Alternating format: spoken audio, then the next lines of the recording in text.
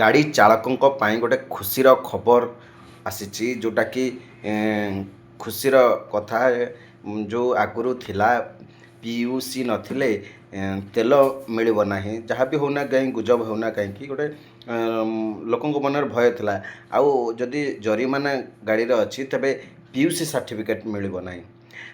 କ'ଣ ହେଇଛି ଗତକାଲି ଠାରୁ ଗୋଟେ ଯେଉଁ ଖବର ଆସିଛି ସମସ୍ତେ ଅବଶ୍ୟ ଜାଣିଥିବେ କି ବର୍ତ୍ତମାନ ଯଦି ଆପଣଙ୍କର ଯେଉଁ ରହିଛି ଜରିମାନା ରହିଛି ଜରିମାନା ଥିଲେ ବି ପିୟୁସି ସାର୍ଟିଫିକେଟ୍ ମିଳିବ। ଆଉ ଯଦି ପିୟୁସି ଯଦି ଅଛି ଯେଉଁ ପ୍ରଦୂଷଣ ସାର୍ଟିଫିକେଟ୍ ଯଦି ବା ନାହିଁ ସେଇଟା ତେଲ ଟାଙ୍କିରେ ମଧ୍ୟ ତେଲ ମିଳିବ।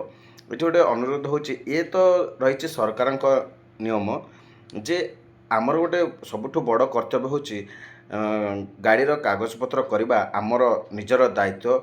ସମସ୍ତ କାଗଜପତ୍ରକୁ ସଠିକ୍ ରଖନ୍ତୁ କାରଣ ଦୁର୍ଘଟଣା ଜନିତ ସମସ୍ୟା ହେଉ କିମ୍ବା ଗାଡ଼ିର କିଛି ଯଦି ଚୋରି ସମସ୍ୟା ହେଉ ଯଦି ଆପଣଙ୍କର କାଗଜପତ୍ର ଠିକ୍ ଅଛି ନା ତେବେ ଆପଣଙ୍କର କିଛି ଚିନ୍ତା କରିବାର ନାହିଁ। ତେଣୁକରି ସରକାରଙ୍କର ନିୟମ ଯାହା ରହିଛି ତାକୁ ମାନନ୍ତୁ ଏବଂ ଆପଣଙ୍କର ଯେଉଁ ରହିଛି ଗାଡ଼ିର କାଗଜପତ୍ର ସେ ଇନ୍ସୁରାନ୍ସ ହେଉ ପରମିଟ୍ ହେଉ ପଲ୍ୟୁସନ୍ ସାର୍ଟିଫିକେଟ୍ ହେଉ ଯାହା ବି ଗାଡ଼ିର କାଗଜପତ୍ର ଅଛି ସମସ୍ତ କାଗଜପତ୍ରକୁ ଠିକ୍ ଭାବରେ ତିଆରି କରି ରଖନ୍ତୁ।